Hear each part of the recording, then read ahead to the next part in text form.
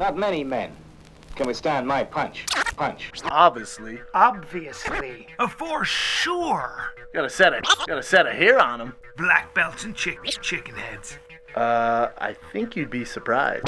I think you'd be surprised. Abbott Kenny Fight Club. Kid's got a piece on him. Happy Monday to you. It's a lovely Monday. It's so nice outside. Not gonna lie to you. Yeah. Little groggy. The little man last night went, "You enjoy sleep? Nah, not tonight. Not tonight. Why don't we stay up all night and play?" And you're up with him. Oh yeah. You're a hell of a dad because I what I do is I go, hey, the one with the womb that had him, you better get in there because I gotta get my sleep. You go. You better be in the kitchen or with that baby. That's right. Go ahead. I'll pay the bills. It's Trump Nation, bitch. That's right, and it makes me feel macho. Now, what I like about you is you're actually pulling off pink pants. These aren't pink. I'm sorry, are they shrimp? Are they shrimp? Shrimp color? I would say a salmon. Call them taupe? What color what would you Salmon. call it, especially? Salmon. This is salmon. If salmon is that, by the way, we got the great Jimmy Burke one of my favorite in-house, people on earth. one of the best people on the planet. Came in for my birthday. Thank you, brother. This is a salmon, though, yeah? Yeah, for sure. But you wouldn't Not eat pink. salmon that looked like that. I'm going to give it a taupe. Almost give it a taupe. like a dark. Man, I don't even know. I like them. I like them, though. They're different. I'll be honest with you. I like the Thanks, pants on you. man. You're cute. Your birthday party, I would say, was It was a bash. I was going to say a big smash. It was a smash. My wife did a smash. bang-up job. God, did your wife do a good job? She did a great job. The food was great. It was just a good, like Tark Azim and his brother Yosef were at two of our closest friends. They drove down from San Francisco. They were there, and I was talking to them yesterday about, like, dude, it was just a great time because we're just hanging out. Good people. Yeah. Well, I said to myself when I was making my list, I said, if there a biblical flood was coming and I had an ark with 50 seats, because I wanted to keep it small. And There's a lot of people there. A lot of people. And I said, and I tried to keep it even smaller than 50, but you start, you don't hurt my people's parents, feelings. yeah, and you got people you want to bring. You're also 50, so there's a lot of people that are in your life, impacted your life. Correct. That is correct. And so I went. It was an extreme vetting process in a lot of ways, but of those 50, that was who I wanted there. Now, if you're listening to this and you weren't invited, well, you're probably not Brian's friend. You're probably not my friend. You're probably not in my inner circle. Rogan came. He was he gets a little social anxiety by his own admission. So he was kind of off in the corner. Here's what I love about Joe. Here's what I love about him. I noticed his face was a bit sour during the speeches. And I was like, hey, bro. In my mind, I was like, hey, not in my party. What's the matter with you? Are you judging the speeches here? Guess what my boy was mad about? He felt my dad, who was joking. My dad and I have this running gag about how he lends me money and all that, But when I was younger, he did. Yeah, and he charged you interest. Right, right. And I basically was. He didn't like that my dad said that publicly. He was being protective over me. We both were. I didn't like it either. How great is that? There's like a lot of theme in the speeches. So Brian had this thing where, and your wife reached out to all the people and had them say, describe Bryan Callen in 3 words, and they edited the shit out of mine. I dropped some major knowledge about comparing you to Muhammad Ali. It was funny. Damn it. Yeah, and there's 3 things. I They wanted cut to it see out. that. Yeah, and I think your wife was disciplining me because I sent it so late. So I think she was upset. yeah. Well, I think she's not an editor, of course, and so she was just trying to keep it short. Yeah, she edits because she you. found it was like so long, she didn't know what to do. So she has to send that. So they play this video of all Brian's friends describing Bryan Callen in 3 words, and then everyone got up and not everyone, but your mom, your dad. Jimmy Burke. Your sister, Jimmy Burke, gave up and gave a speech, and they're great. And your wife's was, she had me almost in tears. That was my favorite I was speech. almost about to lose My it. favorite speech. Short, sweet is brilliant. Great layout. Yeah. I wasn't even going to talk about this, but during that party, like it's your close friends, a lot of people were cut, and it really bothered me, man. I sent you this text when I got home that night. A lot of people would come up to me and go, man, God, fuck, I'm so thankful Brian met you. It's so cool, man. He's killing it. And then, dude, thank God you and Brian met. Thank God for you. And it started to piss me off. I told Joe, I'm like, if one more person says, I'm going to freak out. And then we got home, like, and you would know the dynamic of you and your family, but it really bothered me, man, because I was like, what the fuck are they talking about? If you look at things, thank God I met Bryan Callen. I was getting punched in the face for a living. Brian was doing just fine before I met him. But there's no fighting the kid. There's none of this happens with one without the other. That's right. There's just not. That's There's right. just not. But it's I don't know, man. It was a weird vibe. I sent that long text. I was like, everyone keeps It was a thanking beautiful me, text. and it drives me. Did I let you read that text? It drives me nuts. Man. I let him read that text because that was very, very moving text. Yeah. And what I think what I say a lot of times is like, I think I said it in my speech. Fuck up. Yeah. Like you would think before you were this complete fuck up, drug addict, just didn't have shit going on, and then I find you on the street. I'm like, hey man, you want to do a podcast? Like, yes. I'm like, this is what we're gonna do. Follow me. You know what I'm saying? That's not the case at all. It was more me crying in the locker room after UFC 181 losing a fight, going, what the fuck am I gonna do? And you going, this is what we're gonna do. Well, first and of then all, me going, let's do it. I appreciate that. I'm older, so part of that's my job. But I think also my family always hears that I go because it's so funny how friends, we all do this, and you and I have always done this with each other. We defend each other. We watch out for each other. So if anybody ever says, Brendan's lucky he met you, then what I do is I go, look at my house. I want you to look at my house. The reason I can afford this house is because I met a guy who would not be denied and who's a great businessman and happens also to be really funny. Yeah. Absolutely. So it's me giving you props, so they hear that a lot probably. Yeah. So anyway, you guys are gay. You know what? That's where Rogan and I were coming from. Yeah, and I loved it. The bottom line is it was a love fest. Yeah, I felt very lucky. It was beautiful. I read your text and in the car last night, and I said to Bryan, I said, Get close to the mic. none of this surprises me. What Brendan said about you, none of it surprises me. I already know that. I've known the guy for 25, 30 years. What that text showed me was the classy guy you are, that you have an attitude of gratitude. Oh, yeah. And that you, and it's really kind of, I mean, it's a marriage, just like the wonderful speech your wife gave. Yeah. She's so gratified to have someone like you taking care of her in her life. And you're like, this is my beautiful wife with my kids. And I'm not saying you have a marriage, but you are. Oh, yeah, we're connected. This is a marriage, dude. I know. But here's the more important thing too, and I appreciate all the love and everything. We got, I think that the most important thing is growth, the friendship. Well, one of the things that I was saying to him, we'll get off your dick too, and after this, because we have shit to cover, and this is not about fucking getting on your dick here. Yeah. Well, quit saying get on your dick. But one of the things, and I said this to him, was if you're out there, and any of you guys are out there, and you think that you have educational deficits, or you think, well, reading's not for me, or, those people are talking politics and I don't have. I've watched this motherfucker, I've watched you read and watch the right documentaries and continue to do this because you're so coachable and you're just like an athlete. You go, I got some deficits. I'm a little weak in my left arm. I'm just going to work my left arm. My core isn't so strong. You're doing the exact same thing with your education. And so what gives me, because I'm sorry, dude, a year and a half ago, 2 years ago, if you had been sitting around with those heavy hitters, because I got some smart heavy hitters. Yeah, I want to argue Muslims in America. I got some heavy hitters in my group who smart are guys. Very successful people, movers and shakers. Yeah, you're talking to one right now. You're damn right I am. Yeah. Damn right I am. And to watch my boy hold court, have a point of view, absolutely, articulate a political philosophy, and hold his own with guys who've been doing it from Ivy League educations, have been doing it for 30 years. That's an example of how you can do anything. You just got to fucking apply yourself. You know what the big thing is? Granted, you helped me with that, and we'll get off this. Not really. But my son, I don't want him to be a dumbass. Oh, that's great. Oh, that's what right. did it. That's where I sense, really dude. ramped it up. And granted, you have to. I think to have a point of view in sports, you better know a bunch of other stuff because then you can correlate the two. Because sports and society go together. Culture and sports go together hand in hand. Sports bring people together. And if you're gonna, I think if you're gonna have a podcast and a viewpoint, you better have some knowledgeable background what's going on in the world. So that just to grow the podcast and as a personality in this game, whatever you want to call me, entertainer, I think you have to have that foundation. So it's that a was liberal important. arts education. Yeah, in essence. But the other was my my son. Yeah, I don't want to be that guy who's just this meathead, and my son's like, all right, my dad's a dumbass. You want your son to be like, my dad's a beast, man. What do you want to talk to him about? That's right. That's exactly what did right. It. When you have kids, that is what you think about. You want your kids to be proud of you. Yeah. You don't want to be a moron. Bryan. You don't. Your dad's that way. Yeah. Yeah. Yeah. You better come to the table if you're going to sit with Bryan's dad and talk about anything spiritually, politically, scientifically, business.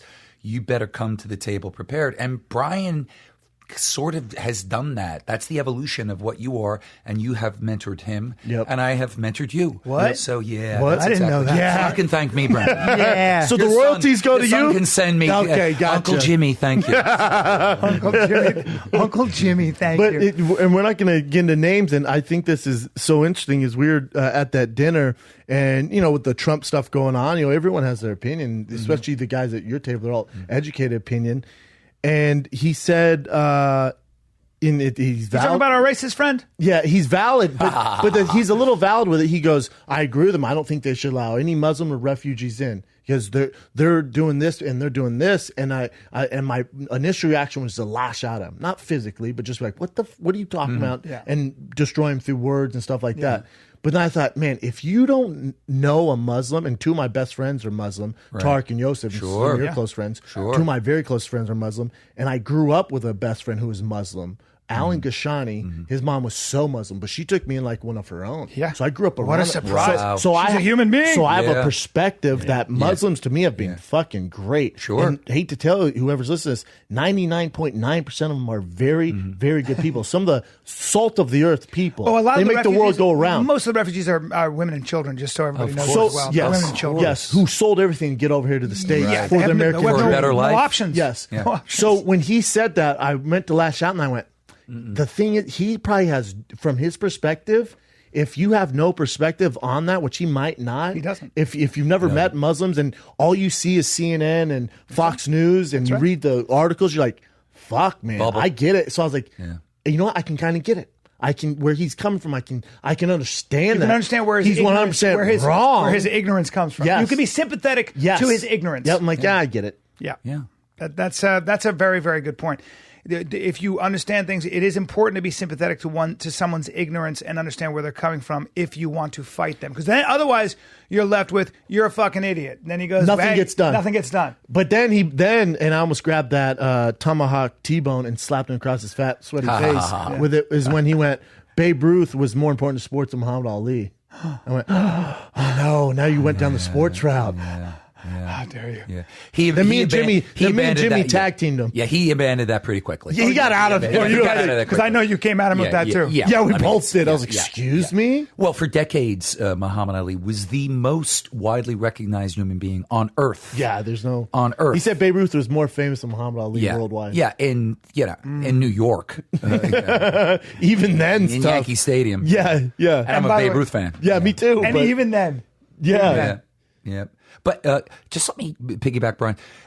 If someone is ignorant, we're not necessarily saying that they're stupid or an idiot. I know you're not saying that. You're just saying they're ignorant of a certain fact or subject or a feeling or having lack of experience. I'm ignorant. I'm ignorant of things that I've never really experienced. Right. Actually, I let me think we all are a quantify. little Let me bit. quantify Yeah. what I think a lot of Yeah. ignorance comes from, and Yeah. we all have some of it. Right. A lot of ignorance is the fact that our feelings are our emotions. Yes. Our feelings are governing Yes. and driving our quote unquote thinking. Right. So what you heard there was not a thought. What you heard from our friend was an opinion that was Based off his based on his experiences, on Or his lack emotional thereof. on either his experience or lack of true. experience. And I would say lack of experience. Lack of experience. And lack of contact with what he would consider to be quote unquote a Muslim. Let's define that. Does that mean somebody who has read the Quran, constantly reads the Quran and wears something on his head? Or is that just somebody who comes from a country where the predominant faith and the cultural glue happens to be a religion, pray to the same God, by the way, same God as everybody else. But I guess it comes from, they all come from this thing. Just like, am I Catholic? I come from a Christian nation. I'm not Catholic, but I am Catholic. I'm Irish. You're I'm Irish labeled Italian. Catholic, yes. You'd be labeled Catholic, I've been to right? church. Yeah. If people say, "What are you?" I'd say, "I guess I'm Catholic." In terms of that's what my parents were. They're not, but that's what they were. But that's not your belief My dad went system. to the seminary. Yeah. Does that make me a You Catholic? know what? At your party, No I wonder sat he's down so smart. with Yosef and Tark and asked them a shitload of questions about being Muslim and all sorts of stuff. Yeah. It was interesting, man. I have no idea about it, to be honest.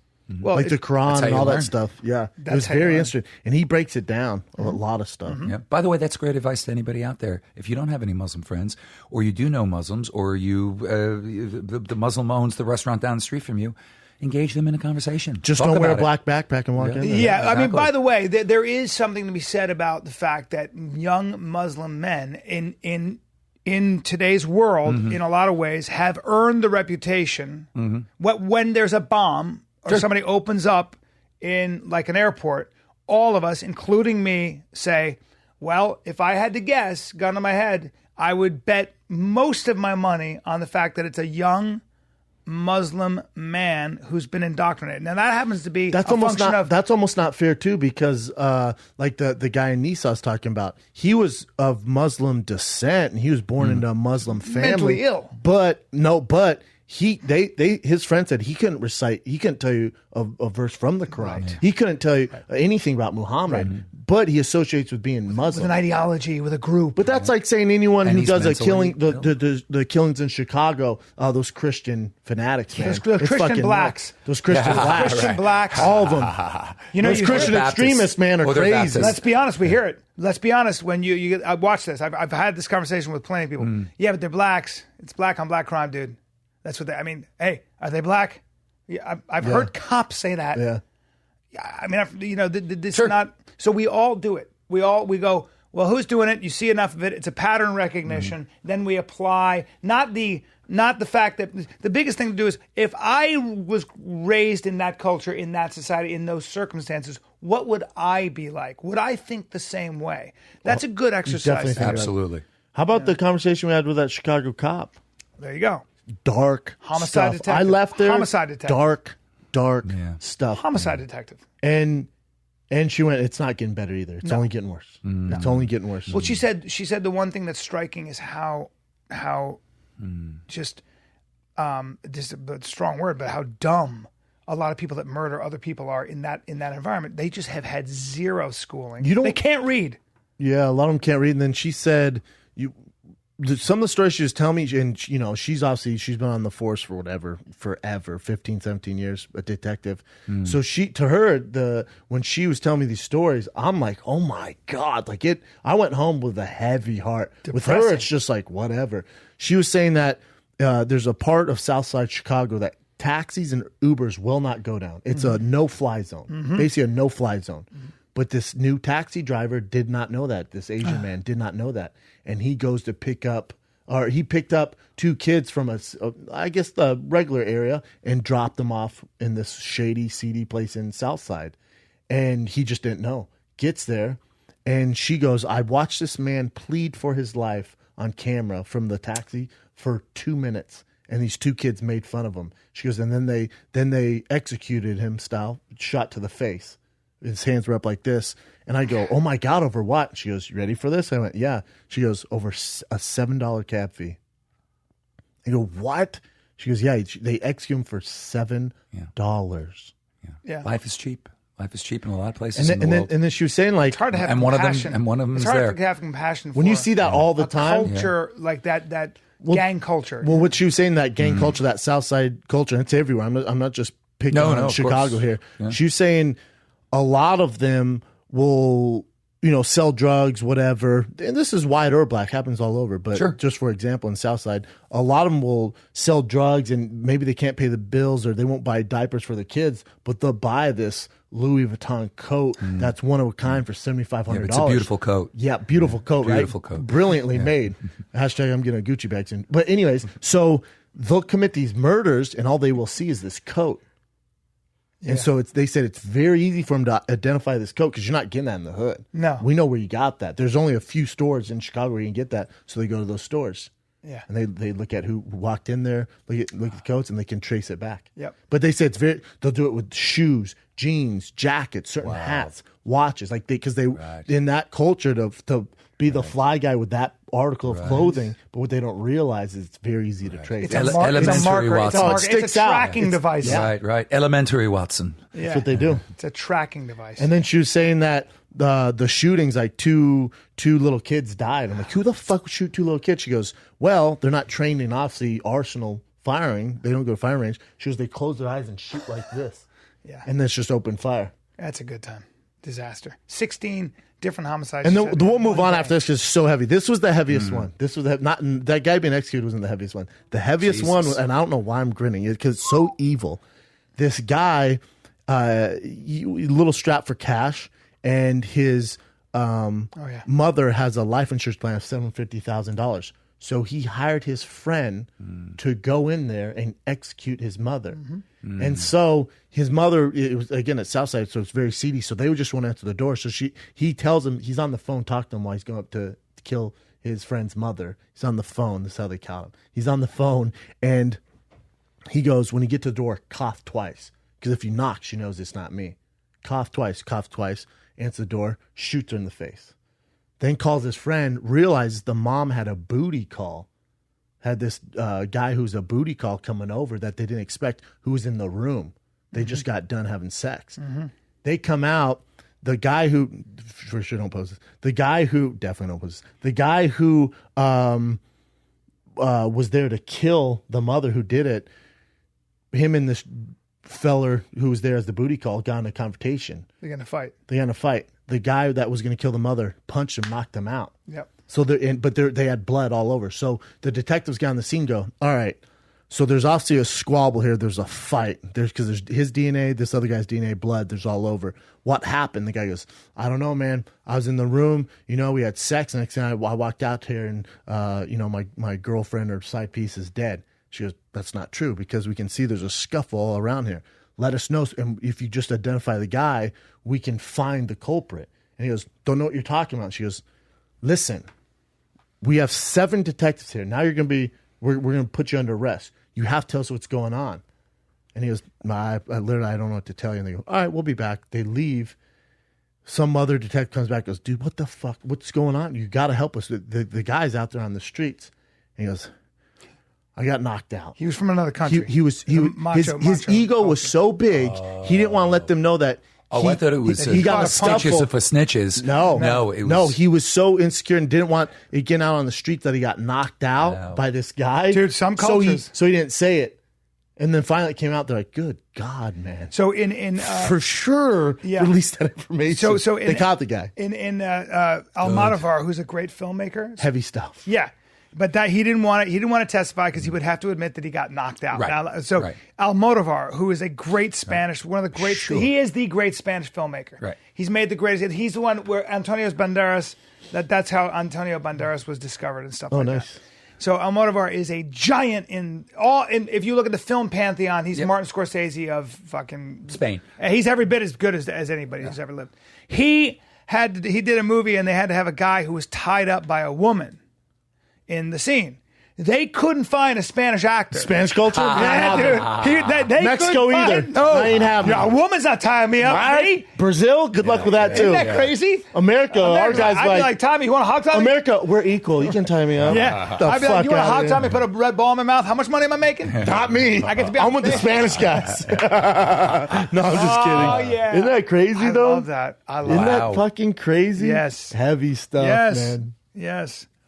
Companion, let's just for sure get off this. Companion was fun last night. Well, the Companion was fun, but my boy Robin Black, you didn't, because I like that guy. And I told Robin, I'm like, for the Companions, don't think it's going to be like what we did on the Big Brown Breakdown, getting balls deep in MMA. You're going to be talking about lizards, dicks, wine, and maybe sloths, and then at the end we'll dump in some flat earth. Although last night was so we'll dump in some flat earth. Last night was so fight heavy that I said to Jim, I actually was learning something. I was actually listening. Me too. I learned a lot. It was pretty deep, but I know you weren't because that's your life and you're ahead of the game, and you're very quiet in those circumstances. But the real expert in that room, definitely Rogan, but it's definitely ultimately you because of your experience, in the octagon. Yeah, it depends. Yeah, but the one Rogan's thing I wish you'd gotten a little bit more into and voiced yourself a little more was when people in the room like Joe Rogan and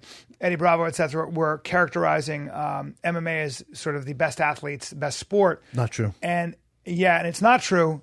Well, according you played sports with very, very good athletes, and I wanted to pick your brain on that because I have a great deal of respect for the athletes in the UFC.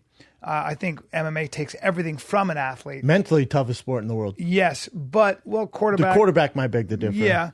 But at the end of the day, I was wondering what Closer in baseball beg the differ. Goalie in soccer beg the differ. But it takes there's a mental lot of toughness. all of it's tough. It's different. I mean, tennis, It's different arena. Being Roger Federer, tennis is What, 5 hours, 5 sets? 5 hours, 5 of sets. Mental concentration. with the ball that goes that fast. Yeah. Different animal, but in that but what I'm saying is in that room, remember the perspectives they have, and that's why I got quiet because they don't even have a foundation to start from as far as Team sports. NBA, NFL, like that's not their. Well, game. they never played. They never. Played But they it. also they don't watch it. They're not into it. So if I'm making references to LeBron James, Russell Westbrook, all these guys, I would imagine Russell Porzingis. Westbrook would probably do pretty well in MMA if he applied himself. God, He'd be a beast. A beast. He's the guy I don't want to fight. I agree. He's got With an his attitude, 6'4", 215, fast as shit. He dominates other world-class athletes with his attitude and his speed, and he's doing something historic right now. Russell Westbrook, I've said to friends many, many times, that guy would be a beast in the ring. I Somebody think had him. he's the best athlete Really? in the world. I do. I think with his attitude, even more than LeBron.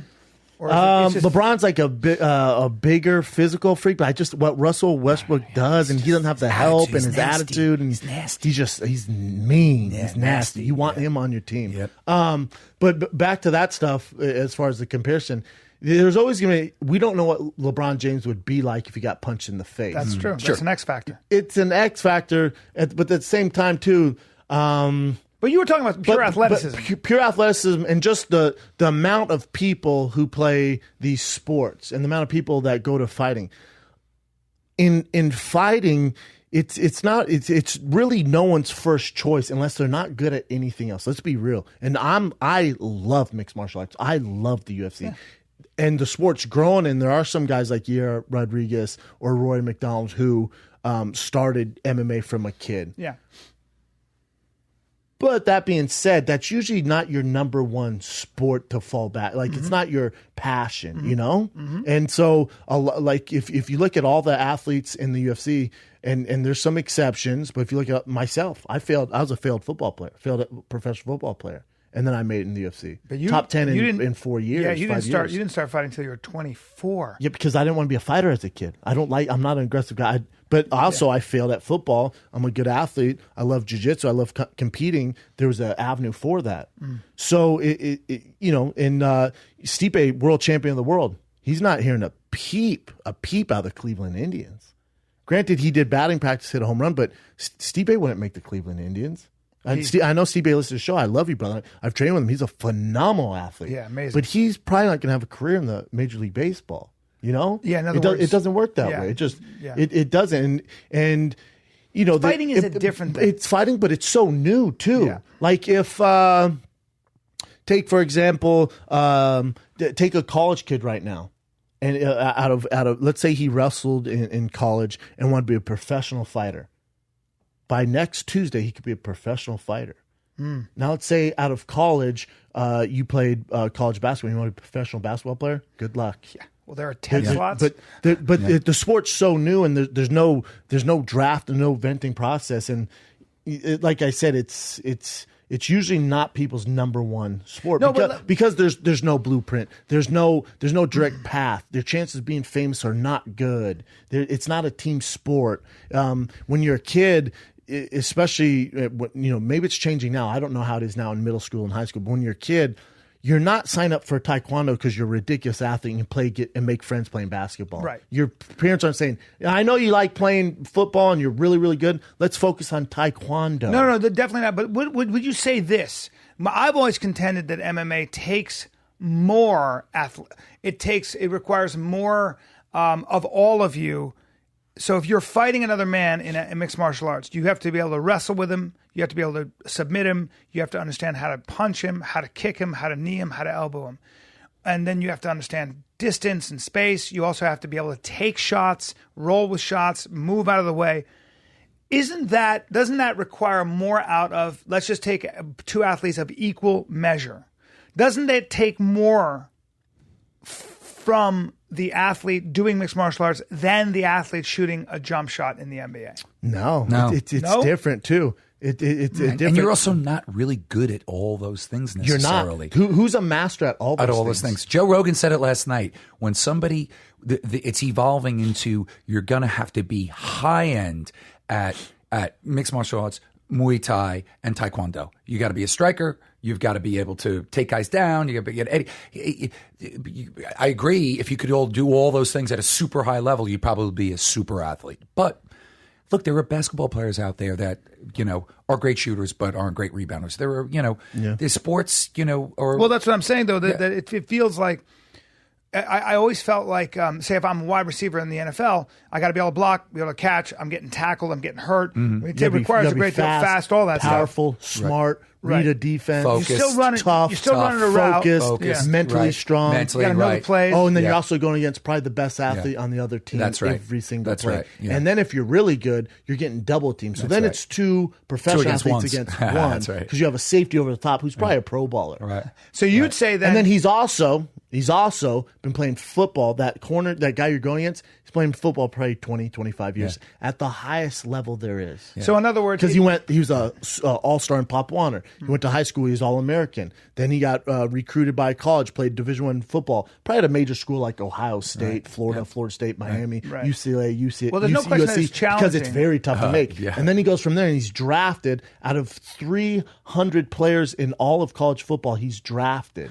And then when he's drafted, you have to make the 53-man roster that's full of vets that were also drafted who were also superstars in high school and college. And then you got to make that team. Then you got to get on the field and be a starter. Then you got to be one of 11 guys who makes that team. That's so insane. So the competition level is so much higher than anything in the UFC right now. And it's not a knock on the UFC. The UFC's new. Right. Football's been around for how long? Baseball's been around for how long? Right. It's not their fault. It's just the state of the athlete right now. But all I'm trying to say is that do you think that the sport itself and all it entails to be a mixed martial artist, so when you fight 25 minutes like Benson Henderson against somebody, and all the things that he has to do to get to the end of that 25 minutes and win, does that require more from his body, his mind, his agility, his balance, than it does to be a football player in the average game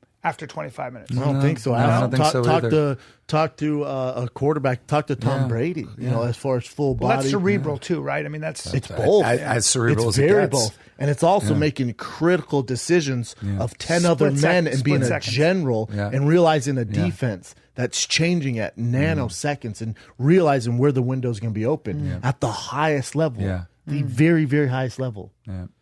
It's different now. It's different, and everyone's like, God, how are you going? I'm not going bad at MMA athletes. I'm not. It's just the nature of the sport right now. It's very, very fun. They're all challenging. You're qualified to say it. You played football for 20 years. You fought for 10 years. You're allowed to say it. You're allowed to have a very strong opinion about it, I would imagine, because you articulate it well. It's different with the mentalities too, because to be a fighter, I would say mentally are a lot tougher than a lot of other athletes, because to get that, you have so many failures and you're humbled so many times to get to that level that they're usually mentally stronger than all other athletes, because you're not facing that. Like Carmelo Anthony's been spoon-fed his entire life. LeBron James has been spoon-fed all his life. When you lose a basketball game, I can come out the next night and put up 60 points. I'm back on top. Absolutely. Even if they lose, LeBron still always plays pretty well. More damage from a fight. The peaks and valleys are way more that you have to deal with. Yeah. That's what's impressive. And also the money, there's no benefits. So those guys are, you're talking about the guys are doing it for the love of the sport. But if you put on let's say you had an Olympic event, if that's your way to qualify the best athlete, or a combine, NFL combine, maybe mix a combine together that's specific for MMA and other athletes. Yeah. The UFC roster would finish last out of the NBA, MLB, and NFL. Wow. They Absolutely. just would. And it goes to this point we talked about earlier. In America, and who are in the top sports? Who are the athletes in America? Well, they usually start out as kids. And kids in America are inundated with basketball, football, baseball, hockey. That's the sports. Those are the glamour sports. So your best athletes as kids and teenagers are going into these sports. So the best, at least your biggest athletes too. Your biggest, fastest athletes are going into these sports.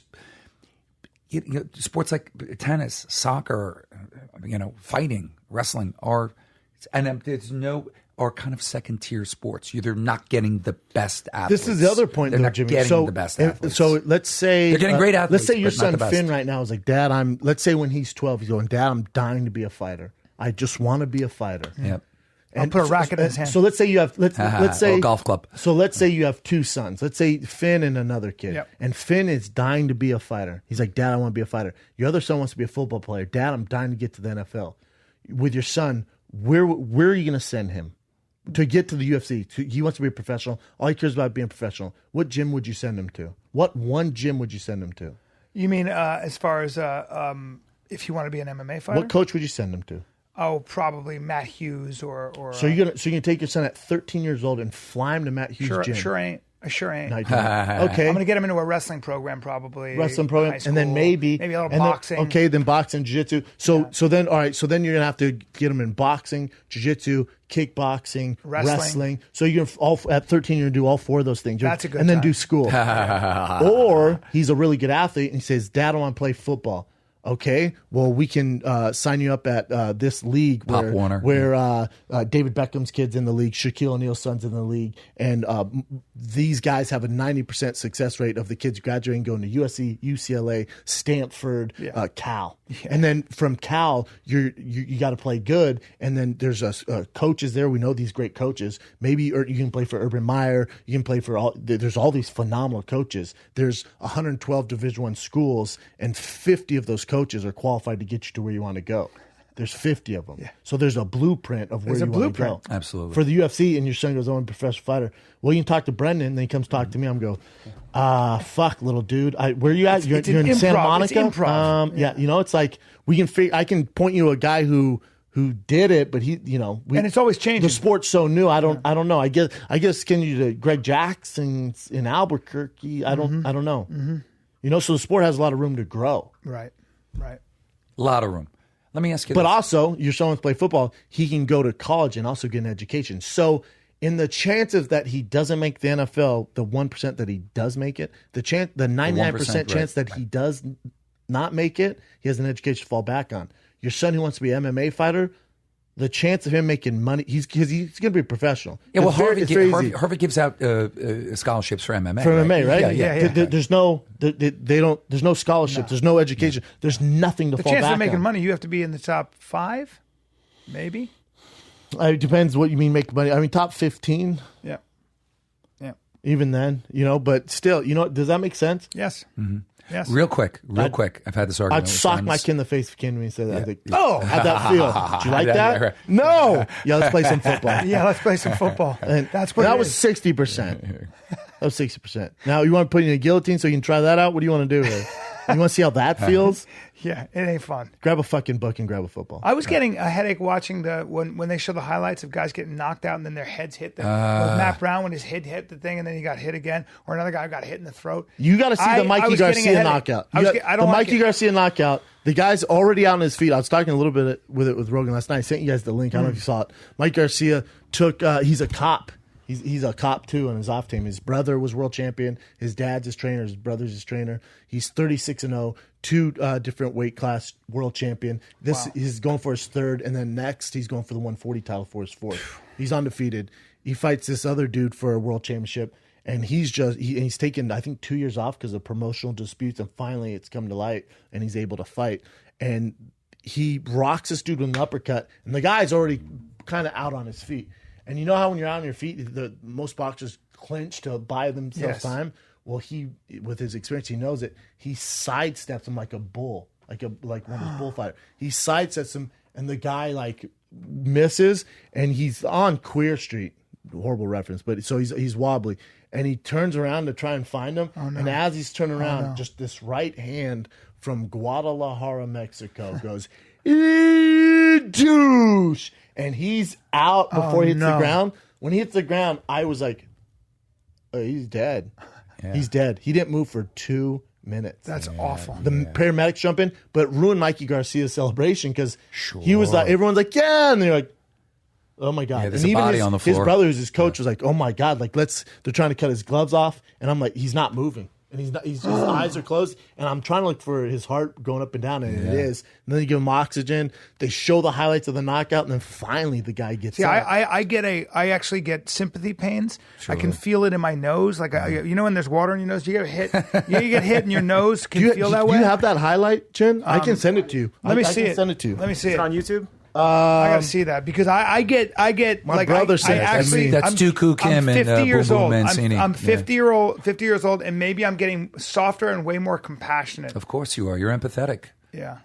Well, and you're also around guys that. Is this Mikey Garcia, an Allies champ? That's Oh, weird. a commercial here. Oh, it's That's just not even a commercial. commercial. Yeah, that's it. It's just a hot. Oh, she's like, before you watch this, check this ass out. All right, subscribe. Before you get balls deep into boxing, There you go, yeah. think about balls deep in this anus.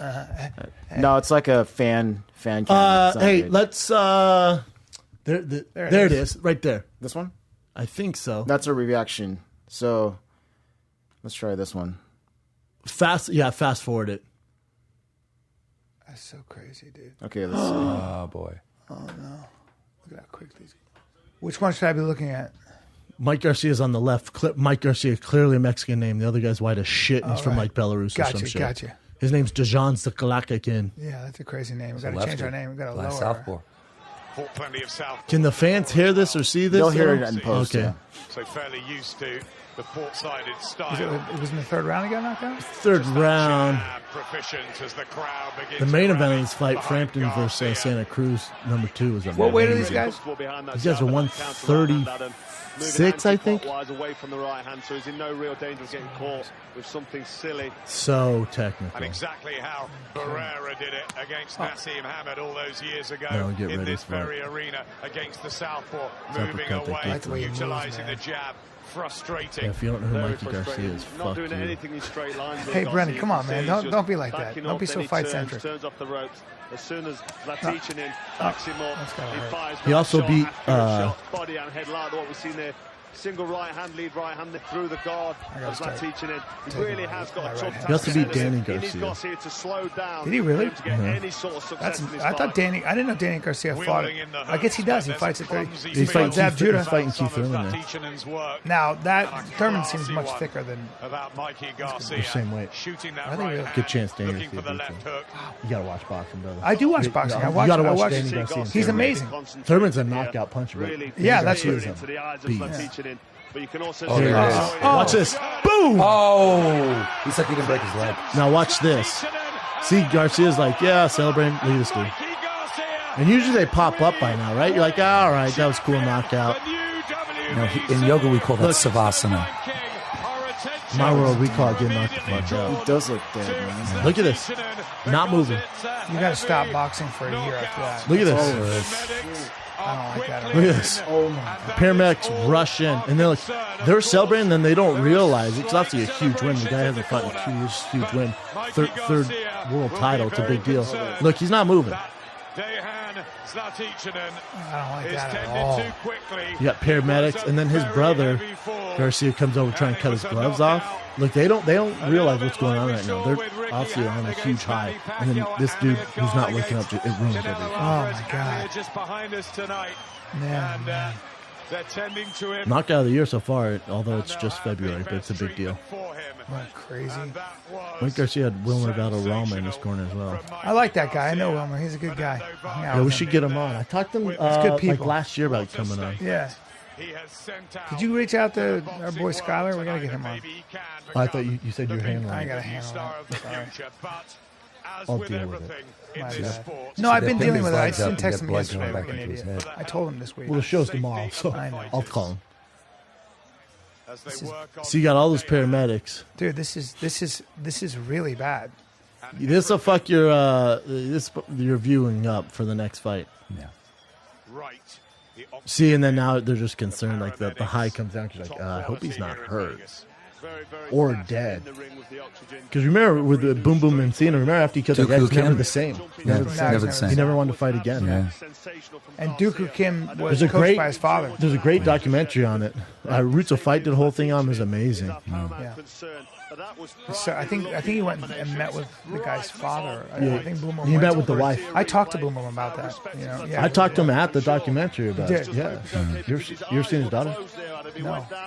Boom Boom Pow. Is that right? A Boom Boom Pow. I bet, man. He's old school Italian. Yeah, Boom Boom Got some Pow. good genes. That's all. Really? The security doing a Double good back job. these nuts in your Just mouth. Hey, sir. Yeah, he's just down like this for quite some time. Nothing really happened. So I mean, But that's a really long time because this it's has been going scary. on for how long? Yeah, I don't know. But they even show the replays and shit, and then after the replays, he finally pops up. Good God, man. Oh, you got an Good update? I'm just looking for an update.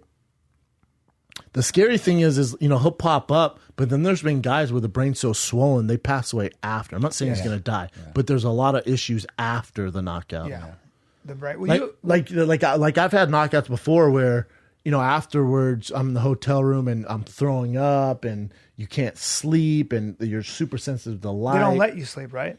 Aren't you? No, that was you- a kind of a wives' tale. I've had 9 concussions. The doctors So still they- don't let you sleep yeah. though. Like Oh, they doctor when I forget what fight it was. It might have been the Rothwell in Atlanta, but the doctor, this amazing doctor for the UFC, stayed in my room for hours. Wow. Really? Yeah, just making sure I didn't fall asleep. Wow. And Wow. my family was there, and they're like, "Don't let him go to sleep." And until when? Like, what is the deal? I don't know until like the headaches go away and they give you fluids and And it's scary shit though. Yeah. It's not healthy. Ugh. No. And there's been some guys with way worse deals.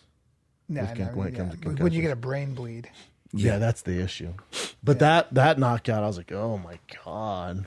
Jesus Christ. Yeah, it was a tough one. Well, it was a good weekend. It was a good weekend. What That's are you all I guys have doing to for this? say. Oh, what are you guys doing for the Super Bowl? Are you I'll flying be coming back? back from Austin. I got That's Austin. a sin in my family. I know. to No, miss the no. Super I got Bowl. Austin. It's funny.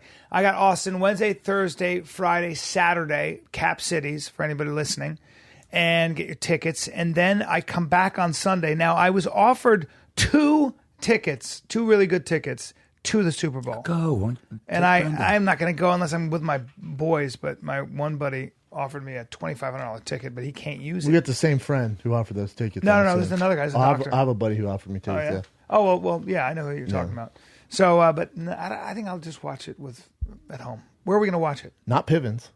No, because Say you that won't right watch now. it. Well, they don't watch it. They They paused it and played their band played music during the second quarter. They paused it. Piven came to my party and brought I felt like throwing his up. puppy, his little puppy bulldog, a French bulldog. My daughter kidnapped that dog. Right. And we had to go into my I daughter's sold you down the river. Dude, this I'm so glad I brought this up. My daughter, my 8-year-old daughter, listen what a scumbag Brennan is. Oh, this is perfect. My daughter, Jeremy Piven comes in with a French bulldog, a blue-gray French bulldog. It's a puppy. You know Lilo and Stitch? He looked like the little blue guy from Lilo and Stitch. Cute but as shit. cuter. Cute as, my daughter, 8 years old, the mothering instinct, whatever. She's like, oh my God, he's so cute. She won't put the dog down. I'm all up on him too. I'm like squeezing he's his squeezing nose. his nose and stuff. And all of a sudden, Brennan, apparently, because my daughter was like, when are we getting this dog? And I go, what? She goes, when are we getting the dog? Brennan said we were getting the dog. I go, he did? And he goes, yeah. She goes, yeah, he said we get. I go, Did I tell you what I did to her? I go, let me go talk to Brennan. I go, hey, bro, what did you say to my daughter? And Brennan looks at me and goes, yeah, listen, it's going to sting a little bit. I told her that she can absolutely have a dog like this and that you're going to buy her one and that it's going to be very, very soon and that it's no problem at all. It's like, you motherfucker. Hey, I come up, she loves it, and motherfucker. I'm like, that's a cute dog, right? She goes, he's so cute. I went, you gonna get one? She goes, my dad and mom would never let me have one. I went, I disagree. She goes, really? I went, I said, your dad actually loves French bulldogs, and he told me he already knows of a place where he's Son gonna of- get now I gotta you buy your a dog. dog. Son of a And bitch. she's like, you think? I'm like, that's what your dad told You're me. a bad guy. And she goes, you think my mom would go for it? I went, yeah, they already talked about it. She goes, oh my God. I went, just take care of this one. We'll see what happens. Dude. He should have been in the French Resistance. 1 in the morning, we watched the Nadal Federer match. 1 in the morning, me and Jeremy have to go into my daughter's room. She's asleep with the dog in her arms on the bed. Because Piven was leaving? Yes. So I got to peel the dog. I took a bunch of pictures of it, but I had to peel the little puppy he was so out of my cute. daughter's arms. I was like, hey, enjoy this. I'm going to have to take this out of your arms. Here, You're gonna wake up with that dog. let's take away this teacup bulldog who's cute as shit. Yeah. And here's just this giant German Shepherd. Why don't you sleep with that? Yeah, that's right. Here, get on up there. That dog is too big for her. She's like, whatever with the dog. You can't. Anything she can hold, forget it. You're going to have to get a Frenchie. She wouldn't put that dog down for 7 hours. You're going to have to get a Frenchie. Hey, man. Listen, I'm going to have to figure out You a way can to tell afford her. it, bro. Listen, honey, when they get older, they get very, very big and they turn on their owners. They kill entire families. Yeah, you can scare. It's going to be tough to come back after that. Very tough. Because That was my gift to you. I wouldn't mind that. That thing is so goddamn cute. He was so cute. Your German Shepherd might eat him alive. Jeremy goes, if you guys ever want to borrow this, it's an amazing chick magnet. I'll just give it to you. I'll rent your puppy for a while. Hey, ladies, what's up? I'm married with 2 kids, but if you bang me, I'll let you pet my puppy. I love Piven. Bold move coming with a hat like that and a puppy to a party. He had a Pharrell hat. He had a sexy Pharrell hat. Yep. Scarf. He had on a Pharrell hat, cigars, and a French bulldog. It was fantastic. Classic move, man. Only he can get away with that. Yeah. Otherwise, he gets beaten up. He was in the video that my wife made where he had to describe me in 3 words. He was polishing his Emmys. Well, it was great. That was funny. Very funny. It was super funny. Very funny. Yeah. You excited for Austin, pal? I'm excited about Austin. I love Austin. I love Cap Cities. It's going to be a blast. I don't think I've ever been there. And I think 38 people from On It are coming to my That'd be show. good. That's pretty cool. Cap City. We're we're going to perform there. I'll tell you that much, and you're going to love it. No, I think we're there in March. Right. I know where we are. Where are we? February 8th and 9th. San Francisco. Yeah, that's right. The 8th is sold out. Cobb's. Yeah, and then 8th is already sold 8th out. is sold out, so the tickets are only available on the 9th. I think it's for 9th Friday. and 10th. I'm right? sorry. Oh, 9th 9th and 10th. There, thank the God. 9th is Jim. sold out. The 9th is sold out. Sorry. There's tickets for the 10th available. That's my birthday, the 10th. I'd love to be there. Is it really? Love to be there. Yep. How old are you? I'll be 74. Good for you. Wow. Good for 74. you. You look fantastic. Thank you. I appreciate Tell it. them the story about the guy, the kid. Oh, the kid on the corner. Jimmy's So, 54. I'm actually 54. And I roll up on my bike on 33rd and 5th to meet my friend. And I'm straddling my bike waiting for my friend to meet me on the corner. And there's this big, young 20-year-old black kid, real cute. He's just handing out flyers for Applebee's. And he looks at me and goes, "Yo, man, I like that bike." And I go, "Thanks, dude." He goes, "Yeah, man, you're in good shape, man. What are you, 70? And I just looked at him. I closed my eyes. It was the worst compliment I ever got. And I went, "I'm 75. He went, "Yeah, man, you're in good shape." So he sold me at 70 and bought me at 75. Gave you 26 years, dude. Yes, he did. If there's ever a part for a very cruel, hairless Nazi, Yeah. you got that A fucking Nazi part, dude. doctor? No, Yeah, Nazi that's what guy. Joe Carnahan. Mengele. Joe Carnahan, who did the movie The Gray, wrote and directed the movie The Gray, Smoking Aces. Aces, all those big movies. He goes, "Tell Jimmy Burke if I ever have to cast a role for a hard, hairless Nazi, he's number 1 in my line." So dude, you might get some more. Who knows, man? Who knows? But he was very sweet, Joe. He said, "You know what?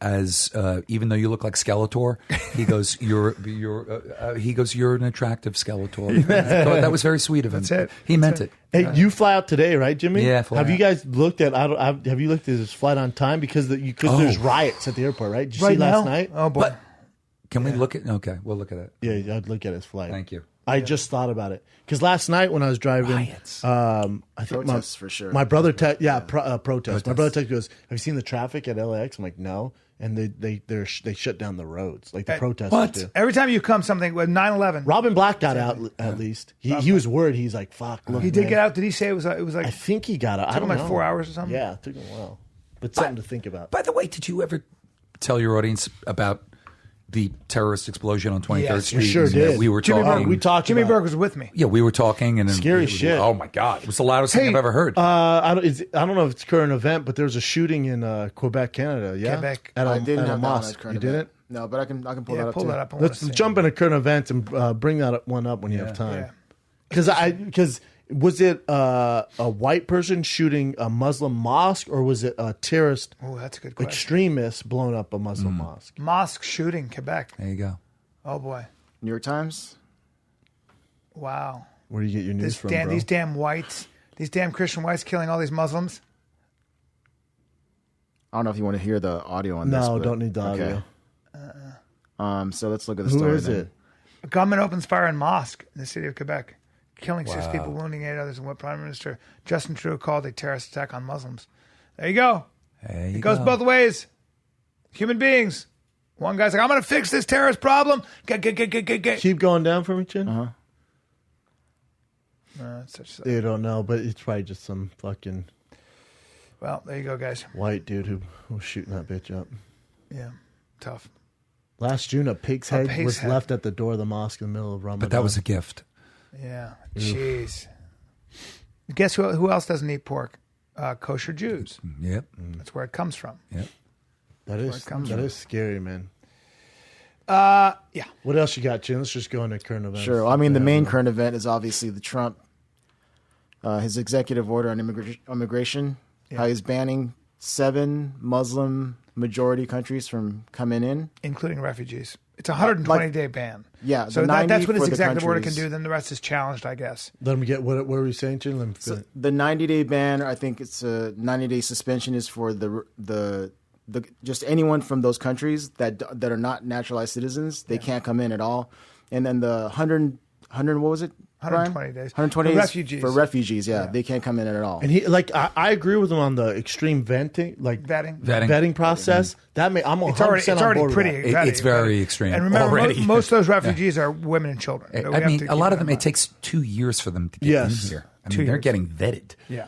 Yeah, I'll tell you what's cool about this, though. Like, obviously, it's a nightmare, and there's going to be so many repercussions. And the ISIS is using this as propaganda now. And they're going, see, recruiting fucking tool. told you, this is what we wanted. This is why we wanted Trump. So we're going to run with it. There should be horrible backlash. We're going to get so many more attacks, I think, from this. But I think what's cool is you're seeing the citizens of America uniting. Yeah. Like, we're closer now. Because, granted, Trump's obviously probably a terrible person. What he's doing is pretty crazy. I can see why he's doing some of the stuff, and I agree with some of it. But I think what's cool is to see how society and all the civilians are coming together. It is unifying. However, it's worthy to note, according to Fox News this morning at least, that, and I read it on my phone, that the majority of Americans, I think it's 58%, according to polls, Agree with it. Yes. So Trump is doing 2 things he said he would do. One is he's trying to get Americans back to work, and 2 is he's taking on radical Islamists. You know, the only thing that I terrorism. like, I shouldn't even say that I like, I guess when it comes to Trump in office right now, is he said he was going to do these he's doing things, them. and it's very rare you see, because usually a guy gets in there and they go, listen, I know you want to do that, but here, why don't we do this? Yeah. I kind of like how he's like, I'm going to do this. He gets in, it's just, And he's doing it. We're fucking doing it, and I don't give a fuck what you guys Nobody think. should be surprised. But I think it's cool for a guy to stick to his word, and I think if there's a positive out of it, it's a guy sticking to doing Most what Americans he say they don't like Trump, but they do like what he's doing.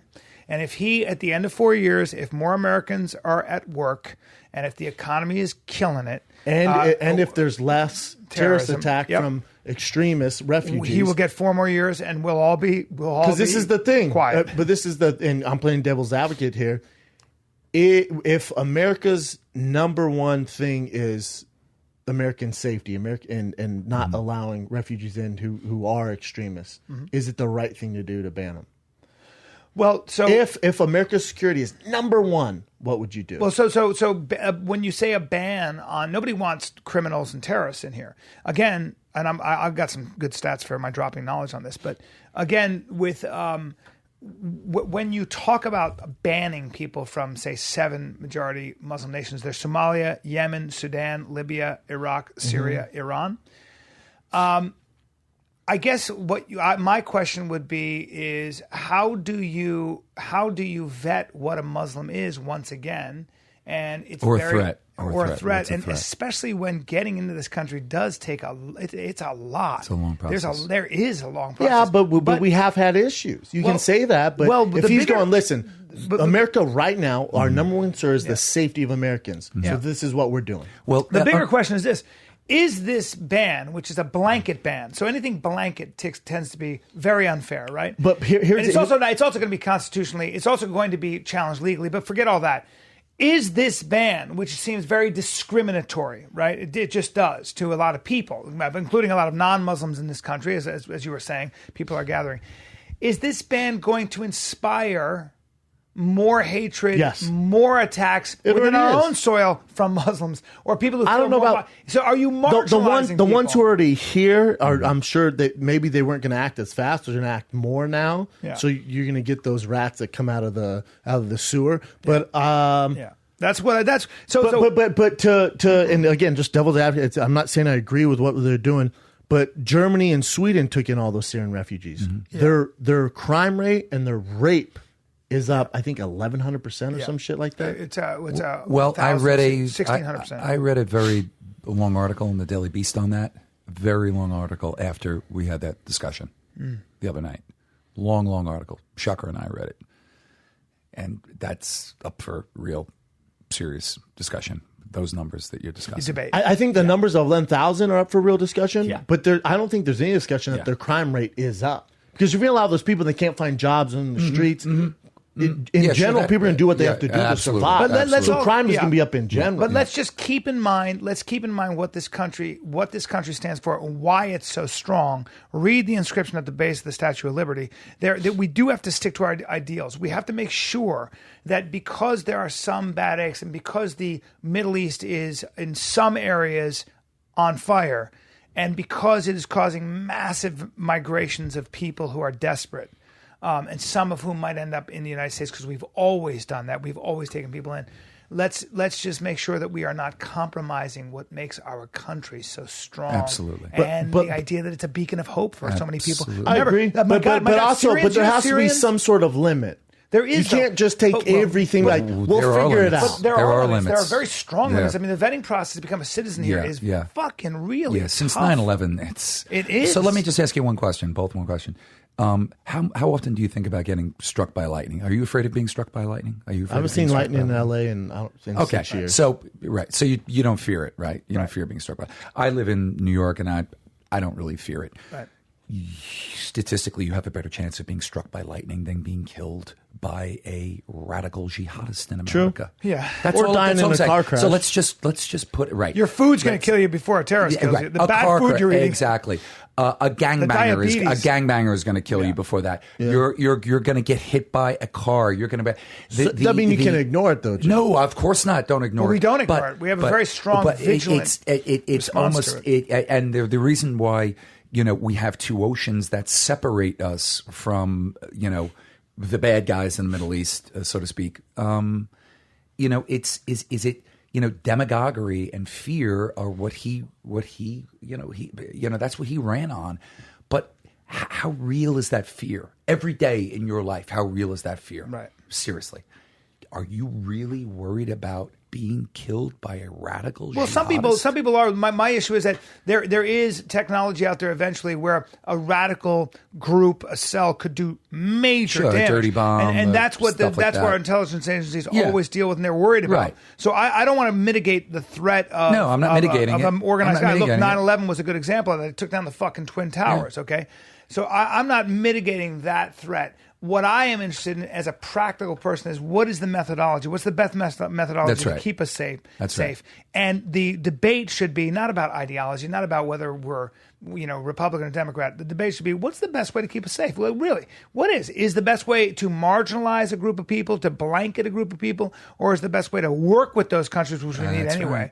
Right. Maybe the answer is somewhere in the middle. I'd say it's somewhere in the middle, and I don't think it's that easy. Yeah. No, it's not that easy. I agree. No, it's never easy. These things aren't easy, man. No. These questions aren't easy. And that's why, that's exactly right. It's not that easy. It's not that easy. That's why putting a blanket, that's easy. Let's just throw a blanket on them. It's a little bit like this. Watch. Ask yourself easy. this. When there's a reason we don't have cruel and unusual punishment. Why? There's no torture. Or it used to be when somebody committed a crime, you kill the whole family. Make the whole family pay for it. Mm-hmm. That way you'll keep real order in society, sense. right? But that's what they used to do. You kill the whole family. When you say they, what do you mean? I'm saying it used to be back in the day the king would decide that because you had done something wrong, you had done something wrong, we're going to kill your whole family because I don't want the kids coming back and taking revenge. Yeah. And there was a way of doing things. Torture was always a way of purifying you before you were, killed and stuff like that. The reason you don't do that is, again, why? Because you're behaving and thinking hate. exactly like the person you're punishing. You're just changing the target. So you're compromising your own self. It's like the greatest example is when Genghis Khan was coming in with all his young men, killing everybody, taking slaves, raping the women, and everything belonged to the Mongols. Guess what happened? The problem was the young men started doing that to their own women and in their own society. And Genghis Khan went, fuck, you know what the problem is? I don't have actually a way to... They're like, well, we're doing it to them. Why wouldn't I do it to us? The fuck? I don't know that girl. I don't know that neighborhood. There may be Mongols, but fuck those guys. I'm going to rape that girl. I like her. And he realized that his philosophy of just coming in and decimating all these people was compromising and decaying his own society from within, which is exactly what happened, by the way. Right. If you listen to Dan Carlin's The Wrath of the Mongols, it's fantastic. So, I mean, that's an extreme example, but let's be very careful about our methodology because it might corrupt what makes us great. Got to do something. What else you got, Chin? So speaking on a little bit of that, I just want to show you how some of the big companies responded to this. So Starbucks CEO, that was cool. He immediately said that they're going to hire 10,000 refugees. Apple CEO, I love America. Howard Schultz. Apple CEO, he sent out a company-wide email saying that they denounce what Trump is doing. Tim Cook will suck your dick too. And you know then that? Really? Gay man? He's gay. Yeah. Out loud and proud. Okay, it doesn't mean he's going to suck your dick. But actually, I'm saying you can get a nice cup of Joe What's his name? Tim a Cook? cup of Joe and a dick suck. Tim Cook, yeah. A dark roast and a dick suck from man, Tim Cook. It's Tim Cook. Do you mind? You get a nice pike place you're getting roast aggressive. and a dick suck. Hey, don't be aggressive. That's man. what Tim Cook would do. We're for dealing you. with serious problems here. If you're a refugee, I would go to Tim Cook, get a nice blonde roast and a dick suck. Sir, You're mixing your metaphors. That's the apple. That's the apple. Damn it. Oh yeah, my bad. Yeah. Now go on. So there's and Tim then Cook. Airbnb CEO, he's offering housing to the refugees who can't get in here. He's offering them wherever they're at housing. Oh, that's dope. These people are good people. This is corporate Bryan America at its best.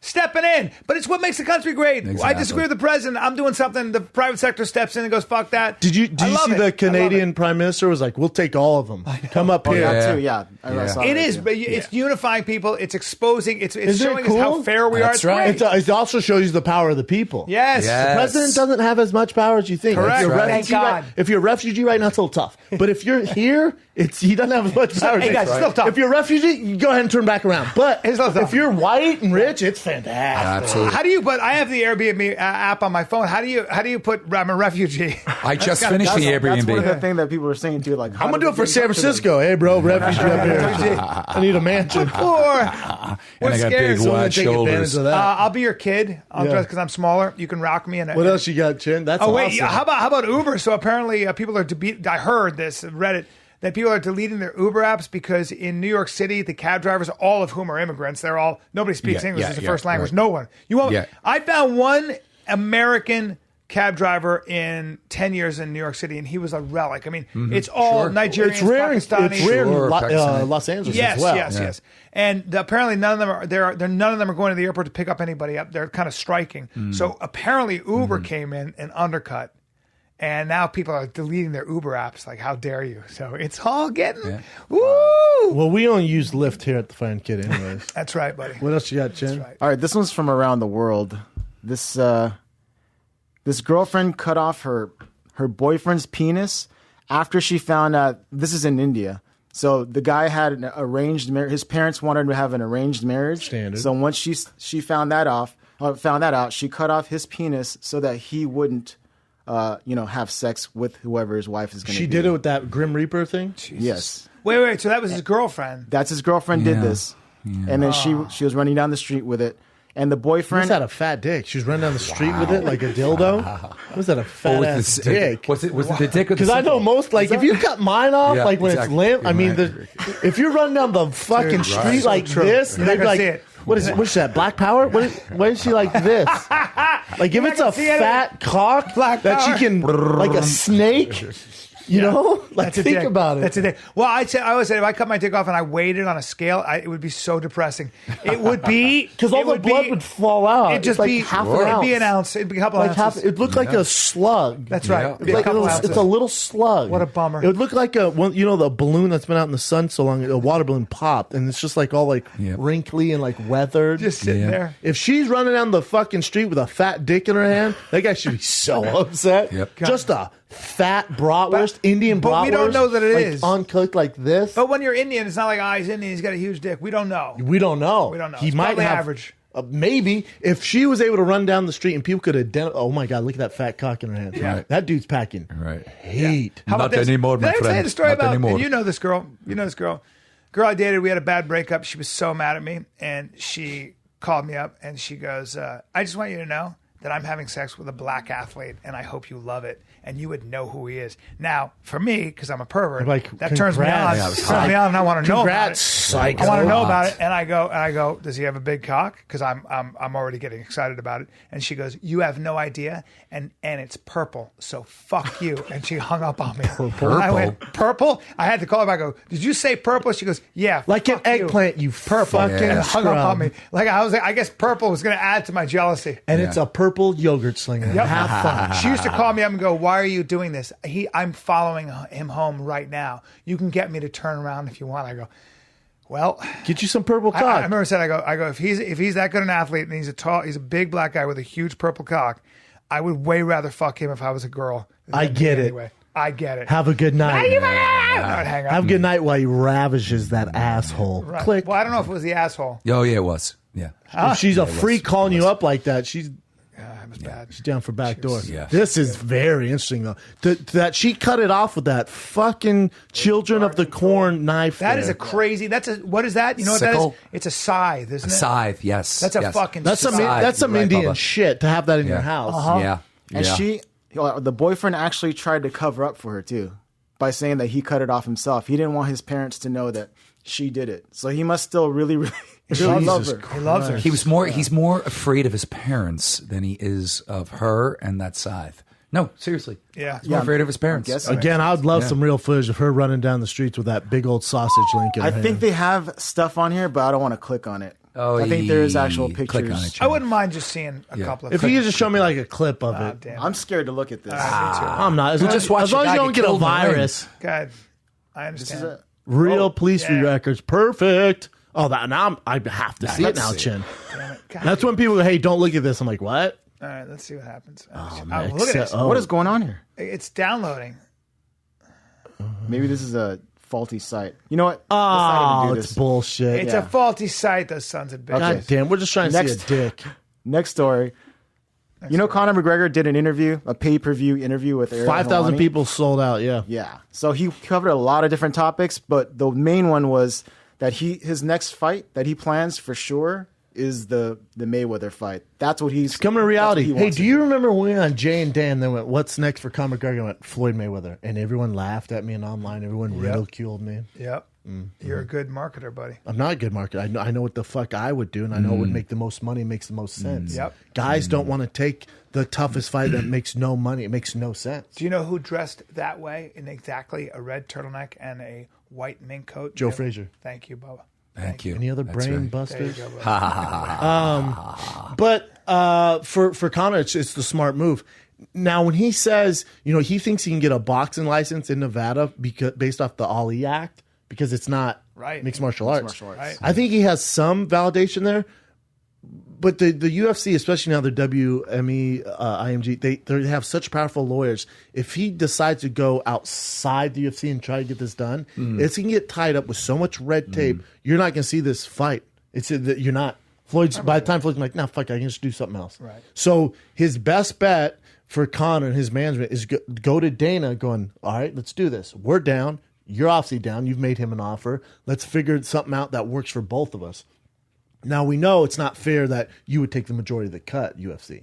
I'm the draw here. I can do it myself. I don't want to go into this horrible court, all that battle back and forth. Let's figure out what would make you guys happy. But at the end of the day, Conor deserves more power and more money here. Because you got to remember, you're dealing with three He's the promotions. star. You're dealing with Conor McGregor promotions, Floyd Mayweather TMT promotions, and then you're dealing with the UFC. The three of them together can make magic. Right. Without one of them, there's no magic. There's just not. Right. You want the UFC to be part of this. You want the UFC for the magnitude of this event, for the history of this event. You want the UFC involved. Right. Conor shouldn't want to take them out because if you have Dana White on your side, who's a way better promoter than Floyd Mayweather. I don't care what you say. He's a better promoter. He knows the business. Sure. And it's going to be ways to get things done. Think about the pollination of the UFC backing you, WME, Floyd Mayweather, the biggest of all time, Conor McGregor in the middle, and it just goes boom. Guess what? Two organizations made the Super Bowl: AFL, NFL. True. They came together. They were made separated at the greatest- time. They were separated at the Yep. time. They came together. Yeah. And they made the Super Bowl, which is the most watched sporting event. Correct. There you go. That's really what, and I know, Conor has an ego, but someone, and he knows this, when this is the thing you got to remember too, when you have 5,000 people that paid to watch you do an interview, you can't get up there and be like, well, hopefully it works out. You got to say some shit Absolutely. like, fuck the UFC. I'll do it myself if they don't want to get into it. Fuck Floyd Mayweather. He's scared of me. You got to be entertaining. Remember, he's a great entertainer. Yeah, he a is. phenomenal entertainer. Yeah, he is. So you got your money worth here. Mm-hmm.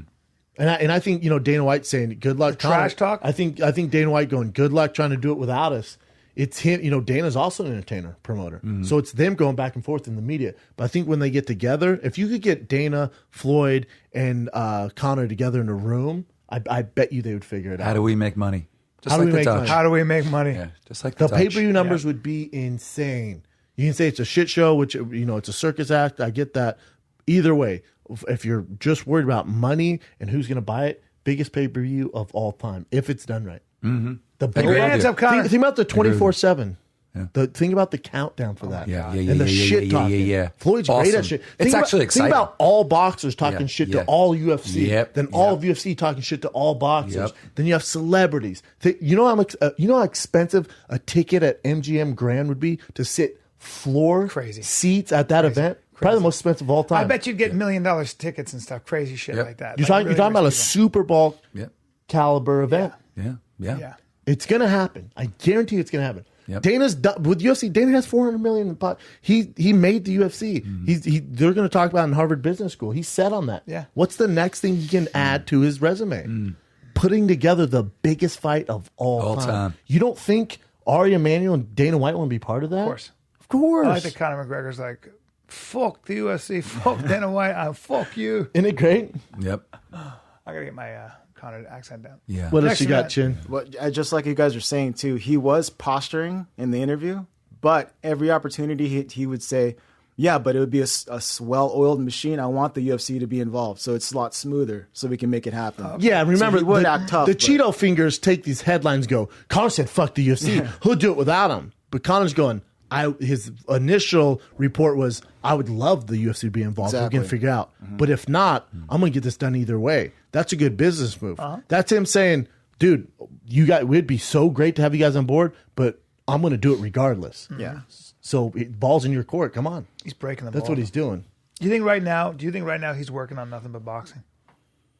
I'm not sure. He's training nonstop. I'm not sure. No, I don't think that's the game plan. So he's not going to be fighting Khabib Nurmagomedov. That's It's not gonna happening. happen. It's That's just not going to happening. happen. He wouldn't fight Khabib. So Khabib and Tony are fighting. Khabib or Tony, whoever, they're not fighting Conor next. That's right, that's the right. next fight for Conor at 55, if he decided to fight in the UFC, would be against Nate Diaz for the 155 title. Because that's by far the biggest number rating fight Sure. for him. Part of the And trilogy. I love Tony and Khabib, and as a purist, you're like, yes, you have to fight them. But if I'm Conor McGregor and his management team, I'm not fighting those guys. No one knows who they are. Yeah, that's true. At the end of the day, even Conor goes, yeah, they're fighting for interim guys. No, I don't give a fuck about them. He goes, they're great fighters. No one knows them. Yeah. And he's in the right. Yeah, he's he right. just is. Yeah. It's no different. It's the same reason why China has fucking when they hire Scarlett Johansson to play a huge role in a Japanese movie or a Chinese movie, because they know that will put butts in the seat. Yeah. They might be able to get a better actor, Yeah. but they're not going to make money off that. Yeah. It's the same It's thing. what- It's Stars, entertainment. stars, It's the star. market It's value. why fighting It's stars. cowboy fighting that monster Masvidal made no sense, as you were talking about. It just made no sense. Step back, give it a second. You know, And be I strategic about thought, how you fight. and I'll get into it in the big brown breakdown, but I thought Masvidal fucked up there. And you're like, why did he look great? He did look great. But Masvidal should have had a plan after he destroyed Cowboy, biggest marquee win of his life. He should have had a plan when he got on the mic, saying, "I'll fight anyone for $200K." Okay, that's very vanilla, very vague. That made 0 headlines. He should have gone there and went, "Hey, Robbie Lawler, you left ATT. What the fuck? What are you doing now? Let's dance." That was his old training partner. He just left ATT. He needs a huge fight to get him to the title shot. Because he'll be ranked in probably top 6 now, maybe top 7. He went from 15 or whatever. Probably top 7, I would hope. Who knows what the Cheeto Fingers decide to do. But if you put him in the top 6, and you fight a Robbie Lawler, you're right there. Or Johnny Hendricks, or, granted Hendricks fighting Hector Lombard at 85. But there's certain matchups he could have called out to make headlines. But challenging no one just to a $200K fight does nothing. He said he wanted to bet Dana, right? Bet Dana for $200,000. I think that's how. Well, there's a commission. What are you talking about? It's a sport. There's a commission. There's contracts. There's rankings. What are you talking about? That doesn't make sense. This isn't you're not fighting the backyards. You're not fighting the backyards of Miami anymore. What are you talking about? There's no Kimbo Slice anymore. Right. That does nothing. Is anyone talking about it today? I didn't see it at all. Yeah. He could have called out anyone in the top 5 and probably got the fight. He'll still get a big fight, but he could have picked his destiny. Who do you want to see him fight, Masvidal? Robbie Lawler. Granted, they were teammates, but Robbie just left ATT. What about, It's a cool story. Yep. Monster. Ready for another one? Yep. This is one that I was texting you about, Brendan. The stoppage, the Herb Dean stoppage. Do you guys watch the stoppage? Yeah, he completely fucked up. We all agreed on it. Yeah, and I wanted to make sure it wasn't like just the audio and the video were off. Sometimes they say that, like, if it's a big arena, you can't hear it in time. But Masvidal went on record to say, no, Herb Dean stopped the fight. He went like this. Stopped it. Have you ever seen pulled him off? A ref in a round end of the round do this? Exactly. And then the bell rang. It's all off. And then the bell rang. I didn't know that. That's crazy. Herb just fucked up. He's just fucked up. That's okay. He made a mistake, but that fight was over. It's not okay for Cowboy because he went out there and took more damage, and then you compromise his corner, who has to go, God damn, he probably shouldn't be out there. But you got to tell him, hey, there's no way you're going to lose in Denver. Like, that's not helping. No, I agree. Yeah. You put him in a very awkward position. I agree. That's on Herb. Yeah. I guess it is a tough thing to do when you're there in that moment. But even when I saw it, I was like, oh, it's over. It's completely over. Sure. And then you could see Herb Dean thinking just slightly like, hearing the bell. well, I'm going to make this. Yeah. And I love Herb Dean, but Herb, it's your job. You don't have time to fuck up like that. You don't have time to fuck up like that. You've been in way too many fights. You've seen way too many fights. He's pretty impeccable, though. He's really Herb good. Dean is for my money, best ref. He's pretty impeccable. Yeah. He made a mistake, but can't have that. There's zero tolerance. Cannot have that. This isn't baseball where I miss a strike or I call a ball. No, it's his head. It's Don Cerrone's health and career. Right. Yeah. I cannot have that. Yeah. I don't give a fuck. You can't be the best and do that. You can't do that. That's like a comedian missing his words.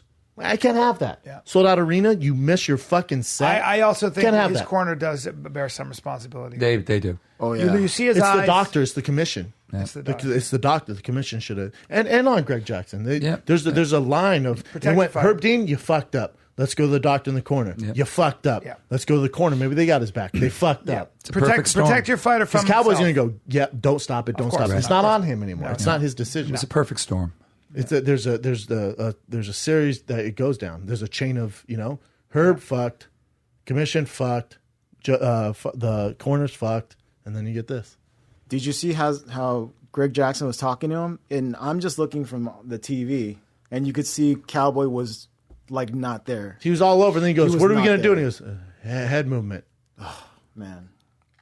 And he's, we're not going to lose in Denver, and I love Greg Jackson. We're not losing in Denver. Yeah. Oh, thank you.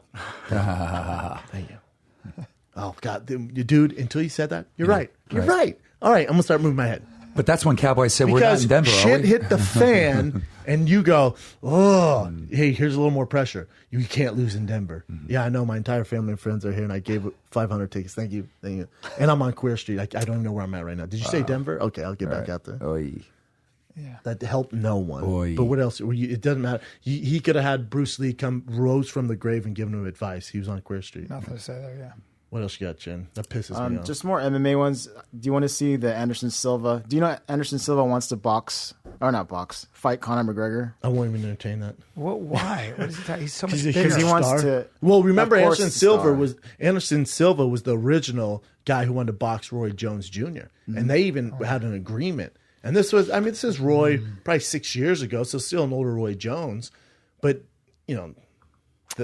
that matchup will make more sense than Floyd versus Conor style-wise. But they're both so, they're older. Yeah. And Anderson was in his prime, and Roy was not. And remember, they had it contractually ready to go, but Dana nixed it. They wouldn't let him. Wow.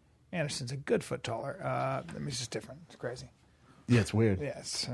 Evander Holyfield wants to fight him too. And on top of that, That's a true story. No. I swear he can. And Manny Pacquiao. All right, guys, everybody calm down. Hey, real quick, that's how big of a star you're dealing with. It's nuts. Manny Pacquiao, Floyd Manny Mayweather, Pacquiao. Evander Holyfield, and Anderson He's a Silva. quasar. He's more famous than all of them. Yes. Yep. They're calling yes, he is. him out. Also, Connor's not even. Connor hasn't even acknowledged those guys. Also, what? You're Evander wait, Holyfield? Evander, what? Dude, how weird is it? Evander Holyfield probably didn't know who his came out and I was like, I'll fight him. I'll fucking fight him. here. Neck's all stiff. I'll fight him. Just bankrupt as shit. Well, there you go. Is that it, Chin? the last one I wanted to show you is just Jose Aldo wants to box now too. That's what he's been saying. What happened to soccer? Hey, pick a lane. This come from a guy who's in 7 different lanes. So pick a lane. I mean, soccer, boxing, and then what? He wants to box. A lot of boxers will line up for it. Then he wants to, not for Jose Aldo. He's not a big enough name. And then he wants to box Conor, I'm assuming. He said he wants to box, Nate period, Diaz? to win a championship in MMA and in boxing. But then it's weird because Nate Diaz came out on the record going for a boxing license. Because Conor's the one that started it all. Connor's and now everyone's coming out of the mimicking Conor. woodwork. I don't give a fuck what you say. Every single person mimics Conor. Yeah. Did anyone apply for a box license before this? Really? No. Was everyone thinking about fighting these high-tier boxers for Conor? No. That's right. But these boxers aren't going to even entertain that fight unless you bring a huge fan base with you. These other guys, they just don't. Not to the level of Conor. No boxer's going to. It's too much of a risk. That's right. They'll probably outclass him, but it makes no sense. No one's going to really watch it. Because the boxing community, they don't know. They're in a Jose no-win Aldo. situation. They don't know boxer. the Diaz brothers. They don't. Yeah.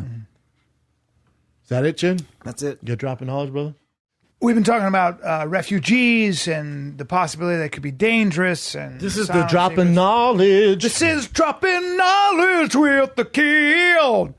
A study conducted by the Libertarian Cato Institute, a think tank that I've been following for a long time, by the way, found that between 1975 and 2015, somebody do the math on that, but I believe it's 40 years.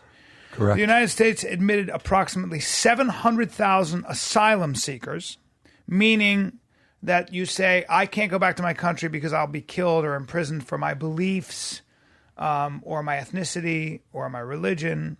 And so when they can prove that, we grant them asylum. So in that 40 years, we've accepted 700,000 asylum seekers and 3.25 million refugees. Now, 4 asylum seekers and 20 refugees later became terrorists and launched attacks on U.S. soil. So of the 700,000 and the 3.25 million, that would be 4 refugees and 4 asylum seekers and 20 refugees. So if you extrapolate from that, the chance of being murdered in a terrorist attack committed by an asylum seeker was 1 in 2.73 billion a year. Jesus. And that was from the study's author, Alex Norashte. Norashka. Yes. And the chance of being murdered in a terrorist attack committed by a refugee is 1 in 3.64 billion. I don't like those odds, bro. I don't like them. Let's shut them borders. Shut the borders down. Strand Shut people. them borders. When planes are in the air with refugees full of women and children, send them back because they might grow up to be terrorists. Correct. Now, I'm just saying, I'm not going to make a point of view on that, but, It's math. it's a little mean. And I don't math. really like being in a country that's mean. It's called math. I'm being serious. I don't like being in a country I like a that's safe country, though. Should we go some fan questions, Chin? Did you get them? I did. Yeah. You guys ready? Sure. Great Scott. Bryan, what are your thoughts on Scientology? Well, I read Going Clear, and I was in a Great documentary, too, Great if you haven't seen documentary. Going Clear. Great documentary. I was in an acting class at the Beverly Hills Playhouse for 10 years, which was featured prominently in that book. I knew a great many Scientologists. I worked on a TV show with a Scientologist with lots of Scientology actors and shot I bet that you do TV now, show. too. Shot that TV show in the Celebrity Center and stayed at the Scientology Center in the Wow. hotel. I didn't know that. With Kirstie Alley. Wow. That's right. Oh, yeah, she's balls deep in Christian. Yeah. Yep. So I have some pretty. I've performed in the Church of Scientology. I did a. You trying to get kidnapped. I know. I did a benefit. For Sex slave 9/11, industry, son. 9/11, and I performed on that stage. Did you scrub the floors with a toothbrush? I didn't. So my feeling on Scientology is as follows. I think, and I'm gonna say it the way my acting teacher, Gary Imhoff, great guy, Was he a great Scientologist? teacher. He was a Scientologist for 25 years. Okay. Great teacher, great guy, great director, said, and very good actor. Yeah, really good dude. Yep. Oh, Said Good this. God. Somebody said, "Are you a Scientologist?" And he said, "Well, I'm not sure what that means. I've taken classes there for 25 years. I've gotten a lot out of a lot of the classes. And some of the classes I've gotten absolutely nothing. And some of the classes I've gotten just a little bit. So I'm not sure if that makes me a Scientologist, but I still take classes there and I still pay for them. So if that makes me a Scientologist, now. So I think The answer's yes. The answer, like any That was a group, terrible yes, answer. Yes, like any group, a terrible story. I think if you use it as a tool to make your life better, more ethical, and everything else, then it would probably be a good thing. Yeah, if it works for you, who gives a Yeah, there are shit? certain tenets of Scientology I that don't make a lot of care. sense. They borrowed from a lot of different wisdoms and And if you religions. believe Hubbard is your savior, you're a complete moron. Exactly. But if that helps you get through life and makes you a better person, I don't give a fuck if you spend $3,000 a month on the regurgitated books that they come out with all the time. And let's talk about what a fundamentalist is. If you're a Scientology fundamentalist, or if you're a Christian fundamentalist or Islamic fundamentalist, what you're really saying is the definition of that is that you have the truth and the only truth, and so you have the truth with a capital T. So there's no other belief system but Scientology. No other belief system but If you look into Christianity. Scientology, though, it is, I mean, Jesus Christ. It's a little crazy. Ron L. Hubbard. There's a really L. Ron interesting. Hubbard. L. Ron Hubbard's a very interesting theory out there that he was losing his mind, and he did lose his mind, and he was very interested in how his mind worked because he was trying to keep himself from going crazy. And he, in the book Going Clear by Lawrence Wright, he did do an amazing job of really dissecting how his brain works, what he reacts to, how he reacts, why he reacts, why he gets sick. There's a theory in Scientology that a when you long have answer, brother. well, when you feel I'm like starving. suppressed, you get sick. When you're not confronting your life, you get sick. There's probably some truth to that. Stress. So I guess I think that's it's my funny answer. when they pay to get certain levels, then they finally get to like their holy Bible of the Scientology. Yes. They open it up, That's and it's ridiculous. just like some crazy shit, like some spaceship sci-fi shit. Yeah. Well, that's that's where it. like a lot of them are like, oh my God, this was the pinnacle, and I've worked all my life to get here, and this was the book. Brendan, L. Ron Hubbard was a science fiction writer, and he said to his science fiction writing friends and other writer friends, you know what, there's really not money in this, but you know where there's money? Religion. That's right. Starting your own He said that. religion. And then said he that. also said, I don't believe in braces either or teeth whitener. Have you? If my savior Smoked a lot. had those teeth, oh Exactly. my God, take a look at that I man's didn't see grill his before he teeth. passed away. Oh, I've never seen his teeth. well, it's a mouthful of yellow corn. It's yellow corn, but separated. Yeah, separated, Like, they yeah. all were just like, we horrible. cannot touch. What do you think his Really? breath was like? Oh, like sin. Well, he didn't believe in. Also, he didn't really believe so much in. Oh, Oh, yeah, there you go. There you go. That fourth picture. There you Oh, go. well, that's a grill. Yeah. Are you going to believe that guy? Yeah. A word he says? No. Oh, my He's never even heard of Look at Colgate? those teeth. Yeah, he was, You demon. he was Yeah. crazy. And by the way, that's him with his ship's captain on because he was sailing around, In an evading A in the navy. water, evading the United States, evading. Oh, is the that his tax grill right system. there? Yeah, you That can't be. go. When he passed away. Yeah. There you go. well, that's a different one. No, that's Ronald my Hubbard. His God. grill when he Mental disorders. Right. And those mental disorders probably started because of poor oral health. Well, or he's just crazy. God, please do not bite me. I will buy whatever book you want. Do not bite me. Don't bite me. I will do anything. bite me. I will scrub the toilets for you. Just do not bite me, sir. Yeah, he was a crazy man and a narcissist. When his son died, his son committed suicide. He said something to the effect of, I knew he'd do something like this to me. It was about him. Yeah. Let's move on from this kook. The master. He's the master. He was the master. Let's move on from this kook. Hollywood, don't Next hate me. question. If, I will convert if you need me to get a role. I will do anything. If it takes getting a role. I will quit brushing my teeth and look like El Hubbard if you want. That's right. All right, Haranho is asking, Aaron Rodgers or Tom Brady, both at their absolute physical peak, who you taking? I guess this is for you guys. I'm going to go by what It's Super Bowl weekend, so. I'm going to go by what I've heard people talk about and who know football. I'm going to say Aaron Rodgers because he's playing apparently at the. You guys would know way more. So I should shut the fuck up. He just lost. Yeah. What do you think, Jimmy? Here's I'm from New York. I can't stand Belichick. I can't stand the Patriots, but I have and I can't stand Brady, but I have enormous respect for all those guys. Belichick and Brady. I have enormous. They are at the best. And Rodgers is a better athlete. He's faster, probably stronger arm. I want to take him over him, though. But you Brady can't. Just wins. Brady wins, and I think part time. of it is the system. He has maximized an amazing system, and Belichick is awesome, and he's the master. So is Brady the same without Belichick? Is what I'm saying. No, I don't think so. I don't think so. It's the perfect relationship. But you have to remove Belichick from that equation. We're talking about the different. We're talking about. You can't do that though, because then is Aaron Rodgers as good with Mike McCarthy? System, is he as good? I think Rodgers is a better athlete without Nelson, Jordy Nelson, and the rest of those. And Donald. I agree. I would take Tom Brady just because he always wins. Yeah. Always you can't refute the math. And if he wins this Super Bowl, even if he doesn't, he's probably the greatest quarterback of all time. Brady. Oh yeah. But you make more than Peyton Manning and not even close. Oh yeah. What do you mean not even close? Yeah. Winning, quarterback, winning, playoffs, winning, Super Bowls. I'm sorry. That's the only thing that matters. Super Bowls, playoffs, exactly. Records. That's it. He's better than Brady. They're in their seventh. Manning for sure. They're in their seventh Super Bowl.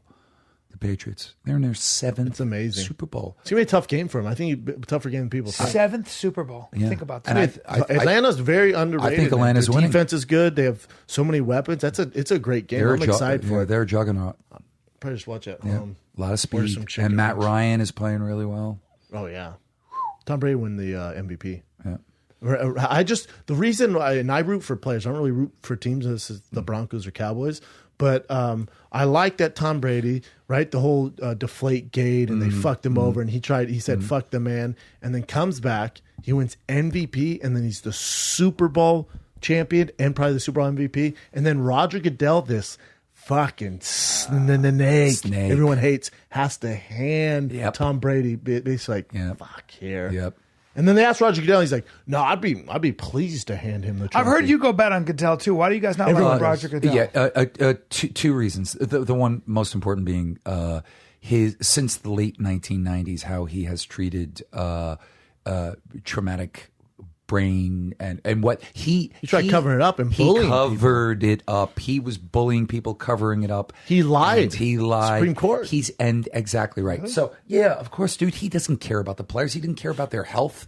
He's a company man. He makes $44 million a year. He's a company man. $44 million. $44 million a year. Why? More than Joe Rogan. How? Barely. Barely. Yeah, $44 million. Because first of all, the NFL is a not-for-profit enterprise. Did you know that? NFL is a not-for-profit enterprise. So is Major League Baseball. And it has been that way since the 60s. So they don't get taxed a certain way? But they're not-for-profit. So they can pay who's ever running their organization, Roger Goodell, $44 million a year. He does a good job. The franchises pay taxes. Yes. The franchises pay that. But the NFL office, the NFL that runs the NFL, is a not-for-profit entity. I love me some NFL. Yeah. They do a good job. What else you got, Chin? Let's do one more. Sure. Evan Smith, Brendan and Bryan, what are your morning routines, especially if you have early morning obligations? I like a good jack off in the morning. I don't do any of that in the morning. I'm just kidding. I like a good jack off. I like a good old hand of the dick. You stand a good old knuckle shuffle. Oh, you don't have your girl do it for you. You don't have your hands behind your back. You don't stand there looking out over. No, that's awkward. Over the ocean. It's not sexy, is it? Well, I've never. It's not said really that. sexy. It's Go ahead, like go ahead. With you, it like would she be doesn't sexy. want to do Go ahead it. and take a hand of this pipe. I'm gonna look at the view. I'm gonna sip my coffee, and you can take a hand of this pipe. Pipe me off. And I'm gonna bust. I'm gonna pipe me off, and I'm gonna I'm gonna bust like Folgers in your mouth. Or just lay a towel down on the floor if you just brush your teeth. Yeah. Mm. I use the Wall Street Journal. Oh, that's fun. Yeah, too. I'm gonna come on the journal. My morning routine, I wake up my son usually 6 a.m. when he's sleeping, but I wake up 6:30 a.m., get him up, breakfast, make my coffee. I fast all morning, and then I go to the gym. I work out in the morning, come back, shower. I'll do some stuff for the show if it's this show or Big Brown Breakdown, and I come in the studio. I fast, so I stop eating unless it's like Brian's party or like a social event. I usually stop eating at 7 p.m. So I usually fast from 7 p.m. till, it's almost 2 now on Monday. So I usually fast around 2. My first meal is not till 2. Wow. I'll eat a breakfast. I'll have my coffee, and I play with my kids in the morning, and then I do a little yoga, walk my dog, and I start writing some stand-up and thinking.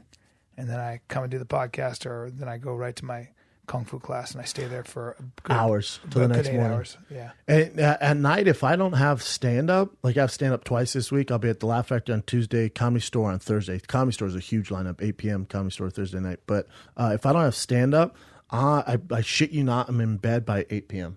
That's crazy. I watch my shows, I drink tea, and I usually fall asleep. And you're in bed, and you're up at 6. Yeah.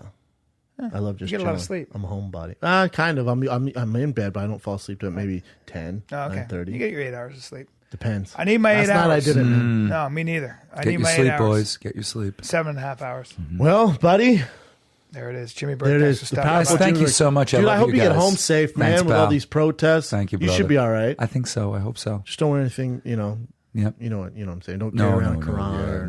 No. You'll figure it out. No. But Brian Callen and I are live next week. Next Thursday and Friday, we're at Cobb's, San Francisco. You forgot about that shit, didn't you? Exciting. TFATK.com. The 9th is sold out. There are tickets available for the 10th.